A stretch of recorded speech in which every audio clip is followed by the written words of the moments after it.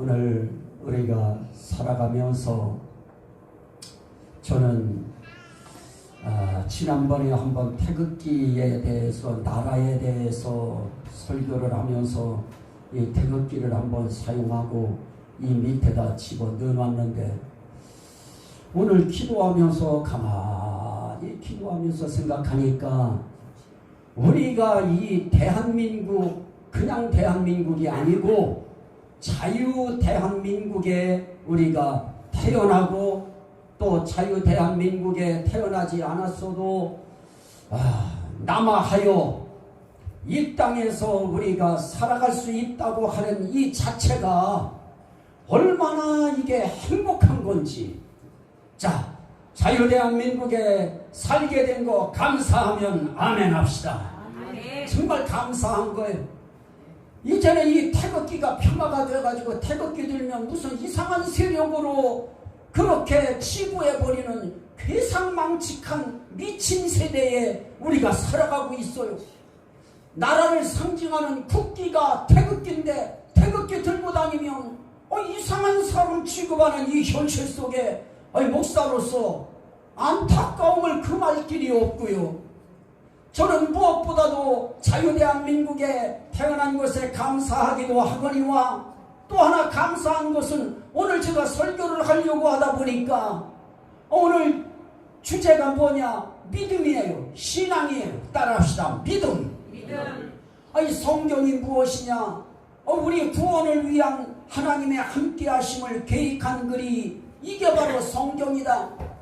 이걸 우리 성도들이 날마다 매주마다 요 타이틀을 가지고 제가 설교하니까 그냥 그러려니 할지 몰라도 이건 정말 깊이 생각하고 골고루 생각하고 집중해서 생각하고 정말 마음을 여기에 들여서 생각해 보면 성경에 대한 정확한 답인 겁니다. 성경은 우리의 구원을 위한 하나님의 함께하심을 계획한 임마누엘 계획서가 바로 성경이다. 하나님은 성경을 기록할 때에 다른 거 염두에 둔 것이 아니고 에덴 동산에서 선악과 따먹고 타락하여 영원히 멸망의 지옥에 들어갈 수밖에 없는 그러한 하나님의 백성들, 불쌍한 인생들을 다시 한번 살려서 하나님 나라 데리고 가시려고 그 사실을 성경이라고 하는 하나님의 거룩한 말씀에 기록한 거, 이걸 우리는 굉장히 소중하게 여겨야 되고 이 속에 있는 하나님의 마음을 우리가 알아야 되는데 하나님은 다른 거 없어요. 오늘 우리가 이 세상에서 건강, 아무리 운동해서 막 그냥 가슴이 1m가 나오고 얼굴에 팩을 하루에 12번을 해서 얼굴이 백옥 같고, 그리고 아무리 우리가 일 열심히 하고 고도의 기술을 연마해서 인생길에 성공하고 떵떵거리고 그렇게 사는 거에 우리 하나님의 관심 거기에 있지 않습니다. 우리가 부자 되고 우리가 건강하고 우리가 행복하게 재밌게 살고 거기에 하나님의 의미가 있는 것이 아니고, 하나님은 대한민국이라고 하는 땅에 하나님께서 자유를 허락하시고 그 자유 대한민국 속에 무슨 자유를 주셨느냐? 신앙의 자유를 주셨다. 신앙 자유 주신 하나님 앞에 감사하면 아멘 합시다. 이건 내가 여러분들한테 요구해서 답을 받아낼 일이 아니고 우리 스스로가 하나님이 우리에게 신앙의 자유 주신 거 감사해야 되고, 그래서 하나님은 우리의 인생길에 다른 거 없어요. 우리를 구원하려고 하는 하나님이 우리와 함께 하심을 계획할 때 무엇을 하나님은 성경에 기록하게 하셨느냐? 믿음이다. 믿음. 신앙이다. 믿음 통하여 구원받게 하는 게 하나님의 뜻이다. 따라합시다. 믿음이 나를 살리고 구원하신다. 믿음이 우리를 살리고 믿음이 우리를 구원합니다. 이 믿음 없으면 우리 인생길이요 무너지는 거 한순간이에요. 정말 무너지는 거 한순간입니다. 우리 인간이 무슨 뭐가 그렇게 힘이 있고 줏대가 있고 무슨 뾰족한 무슨 힘이 있고 무슨 능력이 있어요. 나는 나라와 민족을 위해서 이 기독교 이 대표 회장이 금식을 선포하니까 아니 목사님 나도 뭔가를 해야 되겠는데 내가 옛날 같으면 막 그냥 날마다 저 청와대 앞에 가서 나도 누워서 막 기도할 거예요. 그런데 이제는 몸이 안 따라줘요. 그래서 뭘 해도 해야 되나 하다가 그러면 초반금식이라도 한 3일 해야 되겠다. 3일 아침만 굶는데도요 눈꺼풀이 막 그냥 이게 까부러지고요 눈이 침침하고요. 이야 정말 나라와 민족을 위해서 금식한다고 하는 것도 쉬운 것이 아닌데 그 나라 속에 있는 신앙의 자유를 지킨다고 하는 이 사실이 얼마나 힘든지요. 우리가 지금은 평안함 속에서 신앙생활을 하고 이렇게 살다가 죽으면 우리가 구원받는 거 아주 편안하고 아주 단순해요. 그런데 나라가 미쳐가니까 신앙의 자유를 얻어가고요. 여러분들한테 내가 다 말 표현 못해요. 정말 지금 어느 정도로 우리가 목회자가 일거수일투족이 정부에 완전히 붙들려 살고 있는지 언제 내가 한번 여러분들한테 내가 노골적으로 표출해서 보여드릴게요.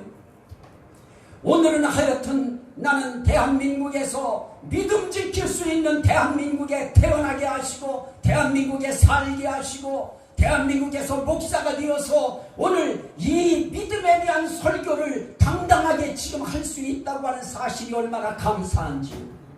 여러분들이 잘 아는 조국이라고 하는 이 사람 얼마나 잘생겼고 얼마나 똑똑해요. 나도 믿었어요 그 사람. 그런데 그 사람의 논문이 뭐냐. 세상에 그 사람의 논문 가운데 이 나라를 이런 나라로 만들기 위해서는 다시 말하면 사회주의 나라로 만들기 위해서는 교회를 멸해야 된다. 교회를 없애야 된다. 그게 그 사람의 석사 논문이에요. 우리 기독교를요. 그래가지고 우리 기독교가 그거에 분개한 거예요. 그리고 그 정책을 펼치고 있다고 하는 사실이 하나하나 나타나고 있다는 사실 때문에 전 기독교인들이 지금 들고 일어났어요.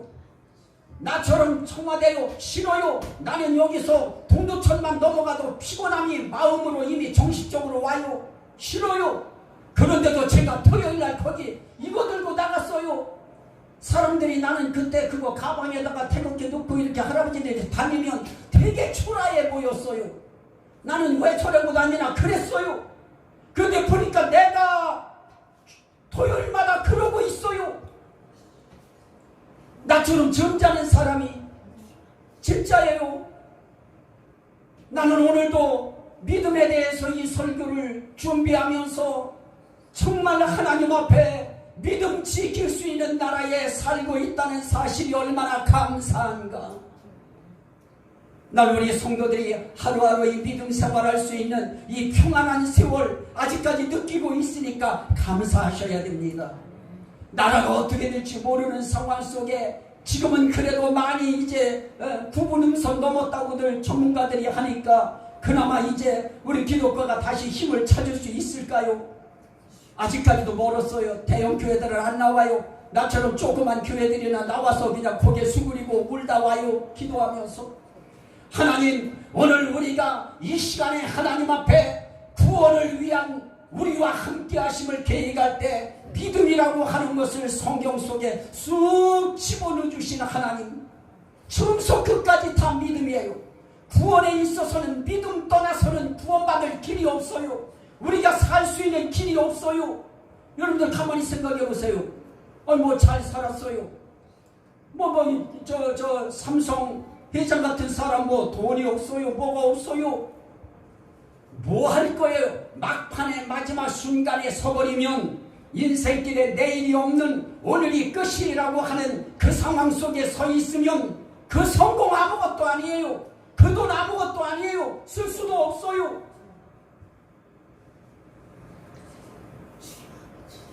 내가 여러분들한테 고백할게요. 저쪽에 우리 심재희 원사님 신방을 갔어요. 그랬더니 나보고 돈을 가져가래요. 안 가져간다 그랬더니 기도 안 해주려고 안 가져가네요. 알겠다고 그래서 돈을 넣었어요. 이제 그건 이제 내가 가지고 와서 우리 집사람한테도 안 줘요. 왜냐? 이제 그건 내가 용돈으로 또 가서 이제 한 번씩 줘야 돼요. 하나님 앞에서요, 우리가 살아가는 인생길에 나오고 싶어도 못 나와요. 이제는 설교 듣고 싶어도 못 들어요. 우리 삶의 길에, 인생길에 있어서 이 믿음이라고 하는 이 믿음 하나 잡고 산다고 하는 거 행복한 거예요. 정상이에요. 하나님 앞에서 우리 삶의 길에 주님께서 우리를 믿음으로 끌고 가시려고 하나님은 이런저런 모든 상황을 우리에게 집어넣어요. 정말 우리의 삶의 길의 막바지의 끝은 정말 하나님 앞에 구원이에요. 그래도 우린 그날이 우리에게 있어서는 멀고 먼 날 같고 소설 같고 영화 속의 한 얘기 같고 그러다 보니까 그날에 대한 신경 안 쓰고 하루하루 살아요. 아닙니다. 하루하루가 저도 이렇게 죽음의 고비를 넘겨놓고 나니까 한 날 하루하루가 어떤 날일지 몰라요. 하나님이 어떤 순간 어떤 상황 속에 나를 데려갈지도 모르고요.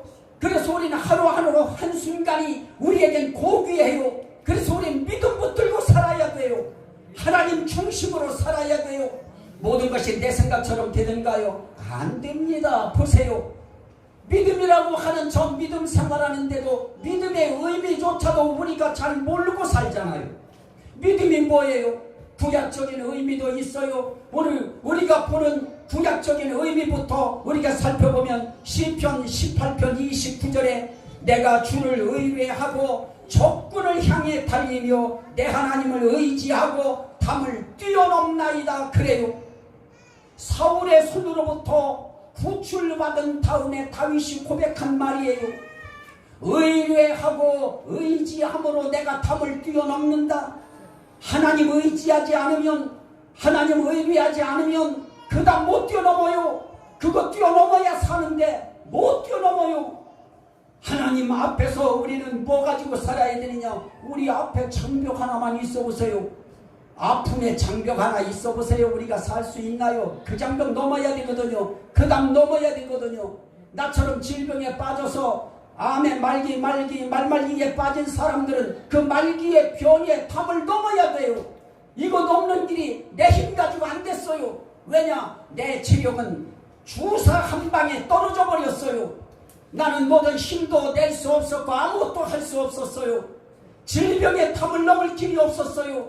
의사의 그 진료의 담을 넘을 길이 없었어요. 이때에 나를 살리신 것은 다른 거 아니에요.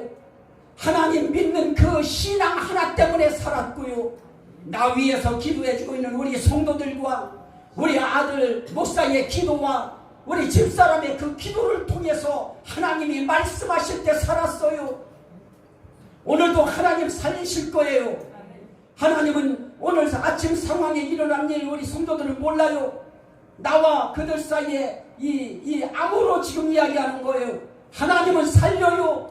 하나님은 이미 저에게 이미 알게 하셨어요. 뭐 때문에 그랬는지도 알게 하셨고 하나님이 영혼을 살리려고 하나님이 그 심령 일으키셔 하나님 나라의 구원의 백성으로 삼으려고 하나님이 하셔요. 우리가 살아가는 길에 우리가 담을 뛰어넘는 것도 내 힘 가지고 안 해요. 적군을 향해 달려요. 적군 향해 달리기가 쉬워요. 우리 힘으로 못 달려요. 원수 어떻게 달려요? 못 달려요. 그러나 하나님을 의지하고 하나님을 의뢰하면 그 힘으로 달릴 수 있어요. 그 힘으로 담도 뛰어넘어요. 시편 27편 13절에 보니까 내가 산 자들의 땅에서 여호와의 선하심을 보게 될 줄을 확실히 믿었도다 그래요. 내가 산 자의 땅에서 여호와의 선하심을 보게 될 줄을 확실히 믿었도다. 믿음이 뭐냐? 다른 거 아니에요. 의뢰하고 의지하는 거예요. 믿음이 뭐냐? 확신하는 거예요. 확실하게 믿는 걸 확신이라고 그래요. 오늘 우리는 하나님에 대해서 의지하는 거예요. 하나님에 대해서 의뢰하는 거예요. 내 모든 거 그분에게 의뢰해요. 맡겨요. 그리고 그분에 대해서 우리가 어떠하느냐? 하나님의 선하심이 나의 삶 속에 임할 거에 대해서 확신하는 거예요. 오늘 우리가 이렇게 하나님 앞에 나와서 이렇게 있는 건 뭐예요? 나 구원하실 줄 확실히 믿는도다. 이 신앙 고백 아니겠어요? 하나님은 선하신 분이시기에 그 선하심이 나를 구원하실 것이다. 내 인생길을 살리실 것이다. 지키실 것이다. 세우실 것이다. 견고하게 하실 것이다. 승리하게 하실 것이고 회복시키실 것이다. 이러한 확신을 가지고 우리는 하나님 앞에 나와 예배를 드리는 겁니다. 신약시대에 있어서 그러면 이 믿음의 의미는 뭘까요? 신약시대는 그렇게 이야기해요. 히브리서 11장 27절에 보니까 곧 보이지 아니하는 자를 보는 것 같이 하여 참았으며 그래요. 보이지 아니하는 자를 보는 것 같이 하는 것. 하나님 안 보여요. 안 보이지만 보는 것 같이 하여 삶을 살아가요. 하나님 보는 것처럼, 하나님 보고 사는 것처럼 보이지 않는 하나님을 보는 것처럼 그렇게 삶을 사는 거예요. 이걸 믿음이라고 그래요. 또 하나는 아브라함이 바랄 수 없는 중에 바라고 믿었으니라고 이야기해요. 아브라함이 바랄 수 없는 중에 바라고 믿었다고 로마서 4장 18절에 말씀합니다. 바랄 수 없는 중에 바라는 거, 이게 믿음이에요. 그래서 이 모든 것들을 히브리서 11장 1절에는 이렇게 요약합니다. 믿음은 바라는 것들의 실상이요 보이지 않는 것들의 증거니. 믿음 자체가 우리의 보이지 않는 것, 우리가 바랄 수 없는 것, 그거를 실제 상황이 되도록 만드는 아주 중요한 수단이에요. 보이지 않는 것을 보는 것 같이 할 수 있는, 또 그런 것을 우리에게 증거품을 줘요. 그래서 믿음 있는 사람들의 삶 속에 증거가 있어요. 믿음 있는 사람들의 삶 속에는 그 모든 것, 보이지 않는 것들이, 바랄 수 없는 것들이 실제 상황처럼 이루어져요. 나는 여러분들이 우리 주님 앞에서 보이지 않는 하나님이시지만 보는 것 같이 하루하루의 삶을 살아가시기를 바라고, 바랄 수 없는 중에 바라는 거예요. 우리 신앙이라고 하는 거, 바랄 수 있는 거, 이루어질 수 있다고 내가 해도 되는 거, 뭐 그런 거 무슨 믿음이에요. 그게 바랄 수 없는 것들이 바람을 통해서 우리의 삶의 길에 증거로 나타날 수 있게 해지는 역사, 이런 것들이 하나님이 우리에게 주시는 귀한 선물인 것입니다. 또 우리에게 있어서 그러면 이 믿음이라고 하는 건 뭐냐? 대상이 있어요. 우리는 아무나 믿는 거 아니에요. 뭐 사람들은 그래요. 여기로 가나 저기로 가나 서울 가는 건 마찬가지니까 모든 신은 하나다. 거짓말이에요. 우리가 믿는 신이어야 돼요. 무당들이 부르는 그런 신, 그거 아니에요. 우리가 믿는 대상은 달라요. 오늘 우리가 4장 17절에 읽었습니다. 그가 믿은 바 하나님은 죽은 자를 살리시며 없는 것을 있는 것처럼 부르시는 이시니라. 우리 하나님은 그런 분이셔요. 우리가 믿는 하나님은 이런 분이셔요. 죽은 자도 살리는 분이에요. 영적으로 죽은 거 괜찮아요. 하나님이 살려요. 혼미한 것도 하나님이 살려내요. 하나님이 맑게 만들어요. 오늘의 고통이, 오늘의 아픔이, 오늘의 혼미함이 언젠가는 그것이 간증거리가 될 수 있는 날이 바로 오늘 이 시간일 거예요. 우리 하나님은 우리가 살아가는 길에 하나님이 하시는 일들이 있어요. 그가 믿은 바 하나님은 죽은 자를 살리시며 없는 것을 있는 것으로 부르시는 이시니라. 없는 것도 있는 것처럼 불러내시는 하나님, 그 하나님께서 하고자 하시면 못할 것이 없어요. 우리는 이런 하나님을 믿어요.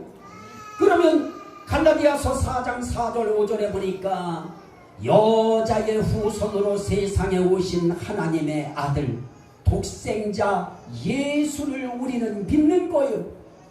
갈라디아서 4장 4절에 보니까 때가 참에 하나님이 그 아들을 보내사 여자에게서 나게 하시고 그래요. 여자에게서 나게 하시는 아들이 있어요. 창세기 3장 15절에 언약한 약속이에요. 후손인데 여자의 후손이에요. 다른 사람들은 다 남자의 후손이에요. 이 세상 그 누구도 여자의 후손은 없어요. 다 남자의 후손이에요. 그래서 남자의 씨를 받아서 사람들이 태어나요. 그러나 우리 예수님은 여자의 후손이에요. 그래서 우리 예수님은 남자의 후손이라고 말하지 않아요. 여자에게서 나게 하셔요. 여자에게 성령이 직접 잉태시켜요. 그래서 남자의 자손이 아니고 예수 그리스도 한 분만 여자의 후손이고 여자의 자손이에요. 여자의 자손으로 마리아라고 하는 여인의 처녀의 몸에서 잉태하신 예수, 우린 그 예수를 믿는 거예요. 또 우리가 믿는 그 예수는 어떤 분이냐? 그 예수를 믿을 때 그분이 왜 율법 아래에 나셨느냐? 이것은 율법 아래에 있는 자들을 속량하시고 우리로 아들의 명분을 얻게 하려 하심이라. 예수님이 율법 아래에 여자의 후손으로 나는 그것 자체까지도 우리로 하나님의 아들 명분, 하나님의 딸의 명분 이거 얻게 하시려고 우리에게 율법 아래에서 예수님이 태어나셔요. 우리는 바로 이 여자의 후손으로 오신 예수 그리스도를 믿는 거예요. 다시 말하면 마리아에게서 결혼하지 아니한 여자의 몸에서 태어난 예수를 믿는 거예요.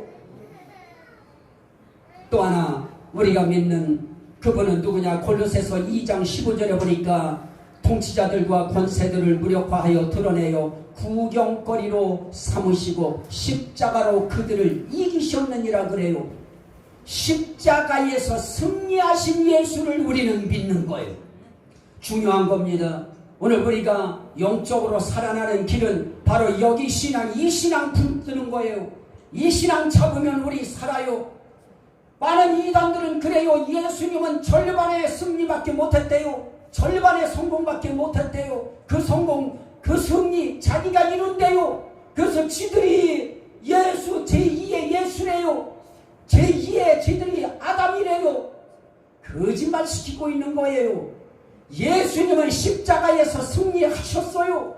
승리하실 때 그냥 하신 것이 아니에요. 하나님께서 어떻게 하시느냐? 우리를 거스리고 우리를 불리하게 하는 법조문으로 쓴 증서를 우리 하나님이 어떻게 하느냐? 지우시고, 따라합시다. 지우시고 제하여 버리사 십자가에 못 박으시고 우리에게 불리한 율법의 조문들을 우리 하나님께서 예수님을 십자가에 못 박으시기 전에 이미 벌써 우리에게 불리하고 우리에게 나쁘게 작용하고 우리를 불리하게 거스리는 이런 작용을 하는 이 율법의 정서를 우리 하나님이 다 어떻게 되냐? 내용을 지워버렸어요.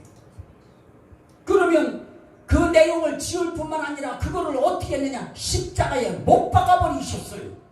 그래서 예수님이 십자가에 못 박힐 때 예수님은 육체적으로 고통을 당하고 죽으시지만 그와 더불어서 하나님께서 우리에게 불리한 율법의 모든 조목들을 다 십자가에 못 박아버렸어요. 그리고 지워버렸어요. 없애버리셨어요. 그러면 오늘 우리가 십자가에서 승리하신 예수를 믿으면 그 십자가의 피가 우리를 깨끗하게 씻는다는 사실 믿어져요? 하나님이 이미 지워버렸다니까요. 우리에게 불리한 조목들, 항목들을 다 지워버렸다니까요. 삭제해버렸다니까요. 없애버렸다니까요. 우리에게 너 이 죄 지면 이 죄 이런 벌 받는다, 저 죄 지면 저런 벌 받는다, 이런 죄 지으면 너 지옥 간다고 하는 그 형벌의 조항을 다 지워버리고 다 제하여 버리고 삭제하시고 그 자체를 십자가에 그분은 영적인 시간 속에서 못 박아버렸어요. 그래서 이제 그것들이 우리에게 요구 못해요. 이제는 아무리 우리의 삶 속에서 예수 그리스도를 믿는 믿음의 사람들의 마음속에 양심에 호소하는 악한 생각들 다 물리치세요. 그거 이겨내세요. 예수님이 십자가에서 다 이기셨어요. 그 예수 그리스도를 믿음으로 우리도 이겨요. 그 예수 우리가 믿는 거예요. 또 하나는 데살로니가전서 4장 16절 17절에 보니까 이제 마지막 호령과 천사장의 나팔소리와 함께 예수 그리스도께서 이제 이 땅에 강림해요 하늘로부터, 그때 그리스도 안에서 죽은 자들이 먼저 일어나서 부활해요. 그리고 그때 살아있던 우리도 그들과 함께 부활되고 변화되어서 공중에서 어떻게 하느냐, 공중에 우리를 끌어올리신대요. 그래서 우리가 하늘에서 주님을 영접해요. 그리고 뭐라고 하느냐, 우리가 항상 주와 함께 있으리라. 그래서 우리가 믿는 예수는 어떤 분이에요? 이 땅에 처녀의 몸에서 태어나신 여자의 후손으로 오신 예수, 그리고 우리 죄를 위하여 십자가의 그 모든 증서까지 함께 못 박아 승리하시고 이기신, 십자가에서 달려 돌아가심으로 이기신 예수 우리가 믿는 거고요. 그리고 우리가 또 믿는 예수는 누구냐?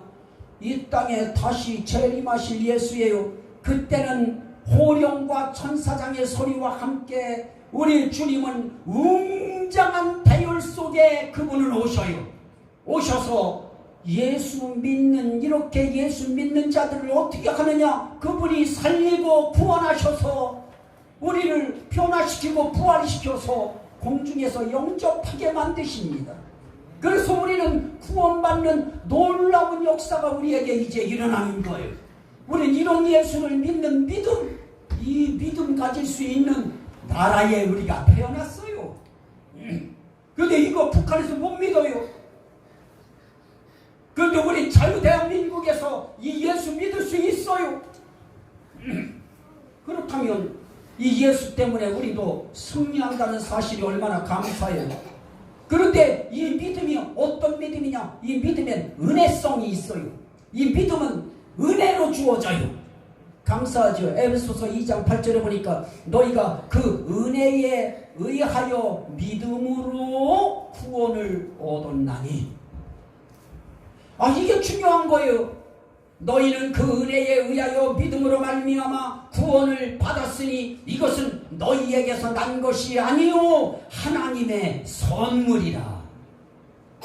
오늘 우리가 이렇게 나와서 하나님 앞에 나와 이렇게 있다고 하는 사실 자체, 우리가 이 예수 설교할 때 그 예수를 내가 믿습니다 하고 여러분들이 마음속에 또 입술로 아멘으로 화답하고 고백할 수 있는 믿음을 가졌다고 하는 이 사실 자체, 이 자체가요 우리에게서 난 것이 아니고 하나님의 은혜다. 그래서 우리는 이걸 은혜라고 보는 거예요. 그리고 하나님의 선물로 봐요. 그래서 구원은 선물이에요. 하나님의 은혜예요. 오늘 여러분들이 교회에 나왔다, 그건 하나님이 여러분들에게 은혜를 이미 주신 거예요. 여러분들이 이미 은혜 받고 있는 거예요. 그 은혜가 여러분들을 구원으로 이끄실 것입니다. 그래서 그 은혜가 어떠냐? 그런데 성경을 읽는 사람들은 그래요. 성경은 또 그렇게만 읽는 게 아니던데요. 성경은 뭐라고 하느냐? 믿음은 들음에서 나며 들음은 그리스도의 말씀으로 말미암았느니라 했잖아요 하고 얘기해요. 맞습니다. 하나님의 은혜는 어떤 은혜냐? 하나님의 말씀을 들을 수 있게 만드는 은혜예요. 그리고 그 말씀을 듣고 믿게 만드는 은혜예요. 그래서 그것조차도 내가 들었다, 받아들였다, 이것조차도 내 맘 가지고 안 됩니다. 지금 앉아있는 이 시간에도 생각들이 막 여러분들이 이 생각도 뻗쳐나가고요. 여러분들이 하다가 못하고 온 그 어떤 일 때문에 그걸 어떻게 하지 하는 것이 머리에 생각이 돌아가기도 하고요. 오늘 목사님이 설교를 몇 시쯤 끝내실까 이 생각도 머리에 돌아가고요. 오늘 이 설교 듣는다고 하는 것도 이 설교 듣고 이 말씀대로 정말 믿어야지 하는 믿음이 들어오는 것도 내게서 나지 않습니다. 하나님의 은혜로 들어지고 은혜로 깨달아지고 은혜로 믿어지는 거예요. 그것이 우리에게 무엇을 이루어내느냐? 구원을 이루어내요. 여러분들의 오늘 이 한순간에 앉아있음도 이렇게 우리가 신앙생활 하면서 함께 이런 과정도 다 무엇을 위한 것이냐? 구원으로 가요. 구원으로. 그래서 믿음은 구원을 이루어요. 그래서 구원성 은혜라고 그래요. 따라합시다. 구원성. 그래서 성경에 보면 요한복음 3장 16절에 이렇게 말씀해요. 하나님이 세상을 이처럼 사랑하사 독생자를 주셨으니 이는 저를 믿는 자마다 멸망하지 않고 영생을 얻게 하려 하심이니라. 믿는 자는 영생 얻게 해요. 멸망하지 않게 해요. 우리 인생길에 지옥 가는 멸망, 이게 최고 힘든 멸망이에요. 자, 오늘 우리가 하나님 앞에 이렇게 생각하면 돼요. 나는 인생길에 지금 성공하고 지옥 가도 괜찮다. 그 성공이요, 자, 그건 철부지 성공입니다. 그건 인생길의 껍데기 성공이에요. 가라지 성공입니다. 우리에게 구원이 확보되어진 그 상황에서 우리의 삶 속에 이루어지는 성공의 열매들이 알찬 것이고요, 그것이 하나님의 은혜로 주시는 선물을 우리가 누리는 것이 되는 것입니다. 그래서 우리는 하나님 앞에 뭐가 이루어져야 되느냐? 믿음 생활하면서 구원이 안 이루어지면 어떻게 합니까? 지금 많은 사람들이 뭐라고 말해요? 자기들 지옥 가봤더니 지옥에 목사들도 와있고 장로들도 와있고 누구도 와있고 다 그래요. 난 그럴 때마다 신경 써요. 오늘 우리가 하나님 앞에 믿음 생활한다고 하는 사람들의 결국은 뭐가 이루어져야 되느냐? 반드시 구원이 이루어져야 된다.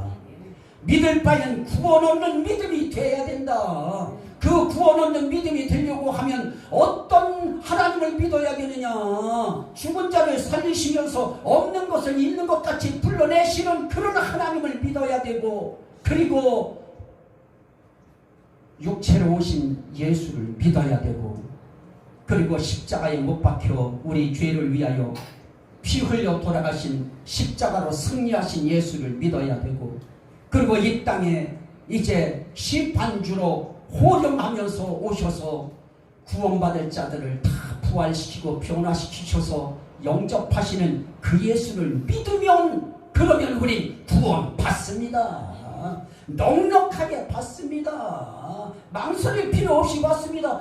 나 이거 무서워서 어떻게 죽어요? 그럴 필요 없어요. 천국 가요. 그분들은 요한복음 1장 12절에 영접하는 자 곧 그 이름을 믿는 자들에게는 하나님의 자녀가 되는 권세를 주셨으니, 예수 이름 믿는 자들, 제가 설명한 것처럼 그렇게 예수를 믿는 자들, 그런 자들은 하나님 자녀 되는 권세를 주셔요.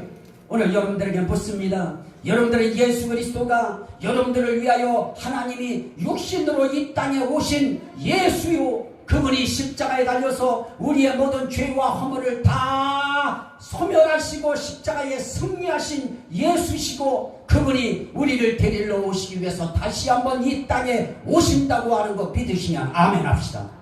그분 믿으면 우리는 하나님 자녀되는 권세가 임해요. 여러분들은 하나님 자녀되는 권세가 있어요. 이제 그러면 그 자녀된 권세를 가지고 이젠 어떻게 해야 되느냐? 우리의 삶 속에서 악한 것도 예수의 이름으로 물리치고, 우리의 삶 속에서 악한 생각도 물리치고, 우리에게서 할 수 있는 자녀의 권세는 그런 것들이에요.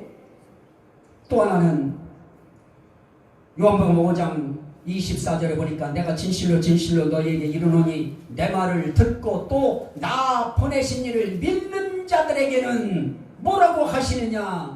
그들은 영생을 얻었고 심판에 이르지 아니하나니 사망에서 생명으로 옮겼느니라 그래요.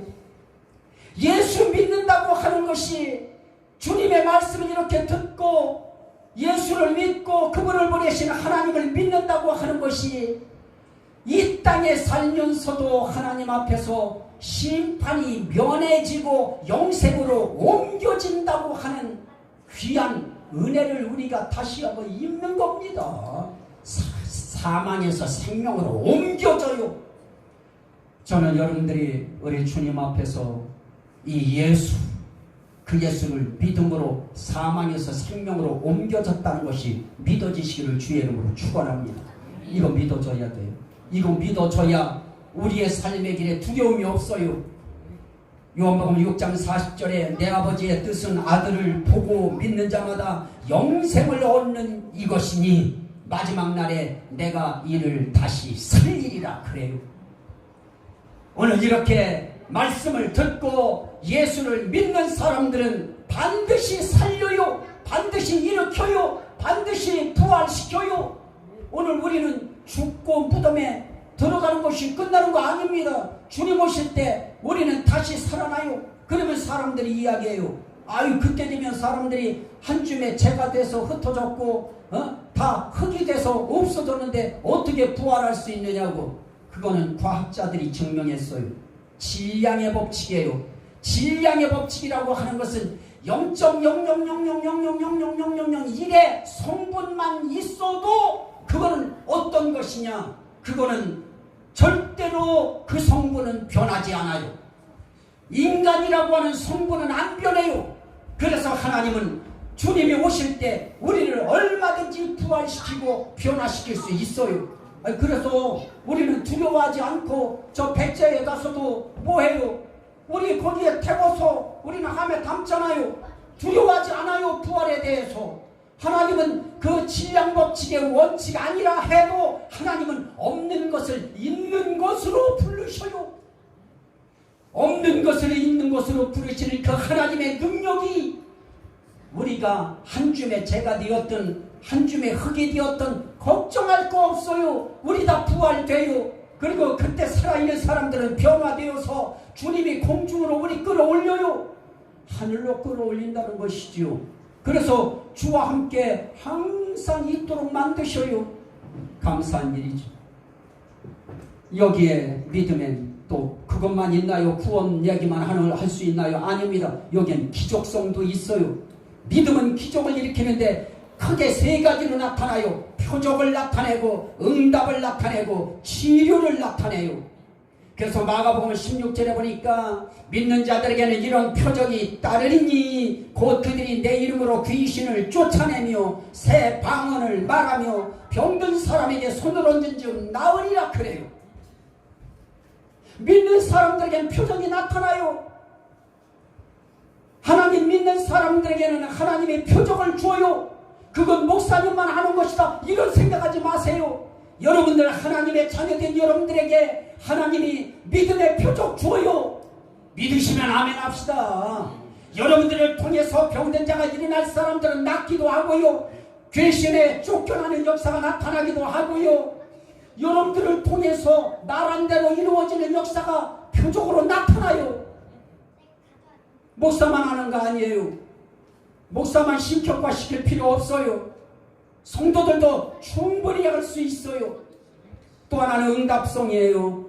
마태복음 21장 22절에 보니까 너희가 기도할 때에 무엇이든지 믿고 구하는 것은 다 받으리라 그래요. 믿고 구하는 거 다 받아요. 또 하나는 치료성이에요. 여러 사람들이에요. 백부장의 믿음이나 혈류증 앓는 여인이나 중풍병자에 누워온 사람들이나 또 심지어 맹인들이나 우리 주님 앞에 그들이 왔을 때 주님이 본 거 다른 거 없어요. 주님은 어떨 때 이렇게 물어요. 내가 이 일 할 줄을 믿느냐? 저는 다 죽은 사람이 왔어요. 강원도 속초에 집회를 갔는데 세상에 아마 수요일 같아요.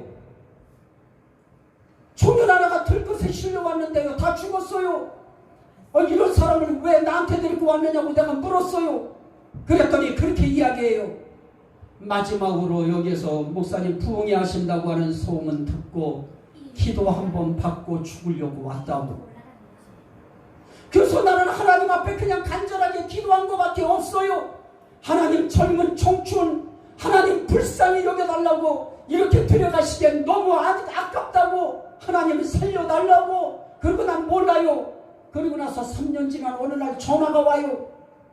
전화 받았더니 그 상황을 설명하면서 자기가 그 사람이래요.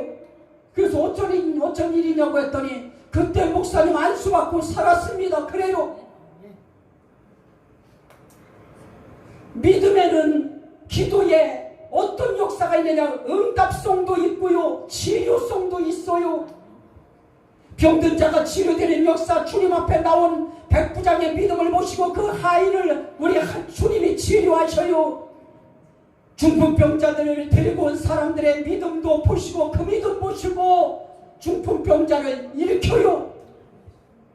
12의 혈루증한 여인이 예수님 옷가에 손만 대도 나을 것 같다고 하는 확신이 들어서 그 옷가에 옷을 만져요. 그래요.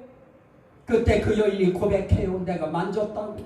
그때 예수님이 말씀해요. 네 믿음이 너를 구원하였느니라.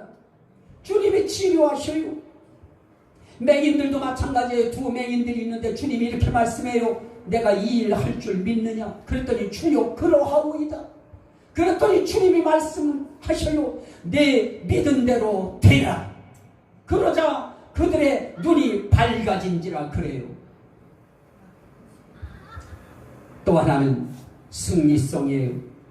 믿음은 승리예요. 요한일서 5장 4절 5절에 보니까 무릇 하나님께로 난 자마다 세상을 이기느니라 그러면서 세상을 이기는 승리는 이것이니 우리의 믿음이니라 그래요. 따라합시다. 믿음. 그러면서 예수께서 하나님의 아들이심을 믿는 자가 아니면 세상을 이기는 자가 누구냐 그래요. 오늘 우리가 하나님 앞에서 세상을 이기는 믿음이 뭐고 원수 마귀를 이기는 믿음이 뭐냐. 이길 수 있는 승리의 비결이 있는데 다른 거 아니에요. 예수 믿는 믿음이에요. 나는 예수님을 믿습니다. 나의 구세주로 믿습니다. 나의 왕으로 믿습니다. 나의 하나님으로 믿습니다. 이 믿음, 그 믿음 가지고 우린 세상도 이기고 죄도 이기고 마귀도 이겨요. 그럴 때 이 믿음이 우리를 온전하게 하는 온전성이 있어요. 네가 보거니와 믿음이 그의 행함과 함께 일하고 행함으로 믿음이 온전하게 되었느니라. 영혼 없는 몸이 죽은 것 같이 행함이 없는 믿음은 죽은 것이니라. 믿음이 행함과 함께 일하고 행함을 통하여 믿음이 온전하여지니라.